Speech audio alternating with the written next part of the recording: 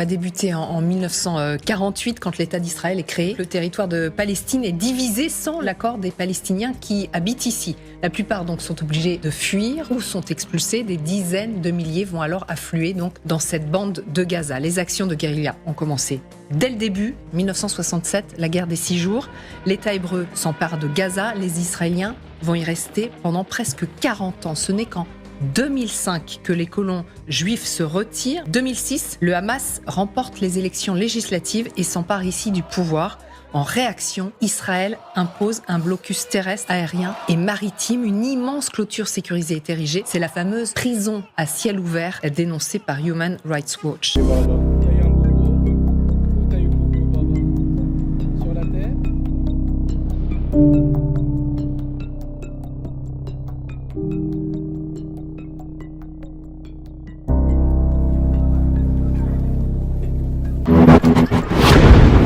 يلا تخافوش يابا هات انا مش قادر احمله عشان معاي وليد ديفياسيون ça commence ici بابا جيب الشفا Les diététiciens de l'armée israélienne ont calculé la ration calorique permettant de maintenir le gazaoui moyen juste au-dessus du seuil de malnutrition. 2279 calories par personne et par jour. Donc à partir de cette estimation, l'état-major a décidé que 131 camions seraient autorisés à entrer dans Gaza chaque jour. Il croit véritablement que le nombre de morts des deux côtés n'est pas significatif. Il se moque bien du bien-être des Palestiniens, tout comme il se fiche des vies juives ou israéliennes. Pour eux, le sacrifice en vaut la peine car ils croient que cela amènera le Messie et leur permettra de prendre le contrôle de l'ensemble de l'Eretz Israël, le grand Israël des temps bibliques. Le Hamas que l'État israélien veut éradiquer. Oui, mais en même temps, on ne peut pas comparer le Hamas et Daesh. C'est trop simple. C'est pas du tout la même. C'est trop simple, pourquoi? Oui, mais parce que Daesh, déjà, c'était un califat. Oui, et Daesh, le but de Daesh, c'était d'exporter le terrorisme ailleurs. Oui, le Hamas n'a jamais voulu exporter le terrorisme ailleurs. C'est la comparaison que fait John Kirby. C'est la comparaison que font les Américains. Et le résultat de ces bombardements massifs, c'est quoi? C'est que ça nourrit des vocations. Et que ça radicalise les jeunes qui étaient déjà assez radicalisés à Gaza. Ils ont réussi à implanter la terreur sur toute la ville de Gaza. يلا وصلنا يلا بابا هي حبيبي خلاص يا بابا أشهد أن لا إله إلا الله. Maintenant, Netanyahou est uniquement motivé par son désir d'éviter la prison et de se maintenir au pouvoir. Il se soucie peu des Israéliens, d'Israël lui-même ou de ses citoyens. Il ne se préoccupe pas des Juifs, et évidemment, il se soucie encore moins des Palestiniens. Son unique objectif est d'éviter la prison. Pour cette raison, il désire une guerre prolongée. Plus le conflit dure, meilleures sont ses chances de rester au pouvoir et d'éviter un procès, ou plus précisément, une condamnation. In 7 weeks, Israel has killed more civilians on a tiny strip of land than was killed in 20 years of war in the entire country of Afghanistan. Les marches de la Nakba qui s'étaient très mal passées, il y avait beaucoup de blessés, les soldats israéliens avaient tiré à balles réelles sur les jeunes qui venaient juste faire leur manifestation avec quelques pierres, enfin comme d'habitude en Palestine. Et là déjà, j'ai vu des jeunes qui me disaient mais que voulez-vous qu'on fasse? On est enfermés dans un blocus. Qu'est-ce que je vais faire de ma vie à 16 ou 17 ans? Donc il faut aussi avoir ça en tête. Et c'est la haine aussi de l'Occident, tout de même, aussi du parti de l'Occident, qui aussi, c'est quand même assez frappant ça, par rapport au... Alors à Gaza, moi j'ai jamais ressenti ça. Moi non plus, c'est ce que j'allais dire. Franchement, au contraire. Il n'y a plus un immeuble qui tienne debout à Gaza. On n'a pas vu une destruction comme ça, jamais dans l'histoire, jamais. I'm sick and tired of people explaining this away by saying that civilian casualties are a routine toll of war. There is nothing routine about these figures. There is nothing routine about these deaths. Aujourd'hui, se planquer derrière une envie de défendre les Palestiniens et descendre dans les rues pour manifester. Venez, on appelle ça comme ça doit être appelé. C'est de l'antisémitisme et rien d'autre. Les gens doivent comprendre qu'en plus du massacre à Gaza et du nettoyage ethnique en Cisjordanie, il y a aussi le fascisme grandissant au sein de la société israélienne. Des milliers d'individus font partie de milices fascistes d'extrême droite, et ils sont armés. Ils utiliseront leurs armes, et ils les utiliseront contre nous. Cela pourrait arriver demain, dans un mois, ou après les élections si la droite perd. Les services secrets américains voulaient approfondir leurs connaissances en lavage de cerveau, c'est vraiment la grande dynamique, dans le but, je cite ce qu'on peut lire dans certains documents, de créer une altération exploitable de la personnalité. Et dans ce but-là, ils vont réunir un vaste conseil d'experts en cognition, en psychiatrie, en criminologie ou encore en hypnose, dans le but de développer ces techniques-là. Si tu vas pas à la manifestation où il y a toutes les racailles politiques, t'es un antisémite. Ne pas venir, c'est soutenir le Hamas. Ne pas venir, c'est soutenir les antisémites. Si tu regardes pas les émissions d'Hanouna, t'es un antisémite. Quand la semaine dernière, il y a eu un boycott TPMP, vous croyez que c'est pas un acte antisémite, ça? Bah bien sûr. Vous croyez quoi?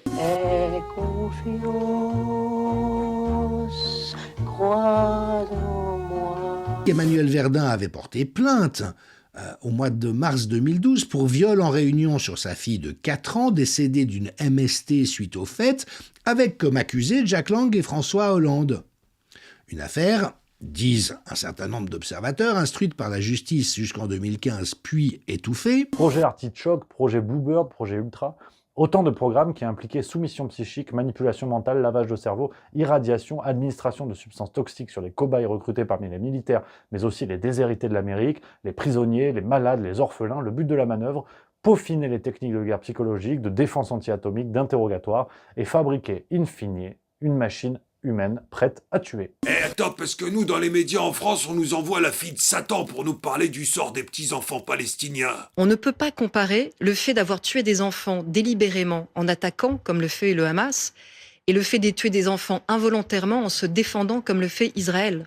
Refuser ces distinctions intellectuelles et morales entre l'intention de tuer pour attaquer quelqu'un en raison de qui il est, ce qui est un acte raciste, qui est un pogrom. Et encore une fois, bombarder pour se défendre au risque de tuer des civils, ça n'est pas la même démarche, ça n'est pas la même intention, ça n'est pas la même chose en réalité.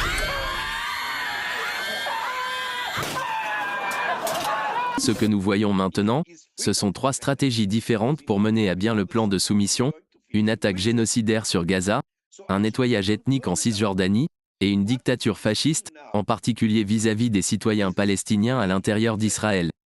Il y a un plan ici. Ce n'est pas un accident. Et ce sac poubelle, il est automatiquement défendu par un autre sac poubelle. Ce qu'a dit Caroline Fourest est très important. Évidemment, elle n'a pas fait de hiérarchie entre les victimes et les gens qui ne le comprennent pas font semblant de ne pas le comprendre. Alors celui-là, il se fait passer pour un philosophe, mais il raconte de la merde. En plus, il a couché avec la femme de son père. Quelle indignité.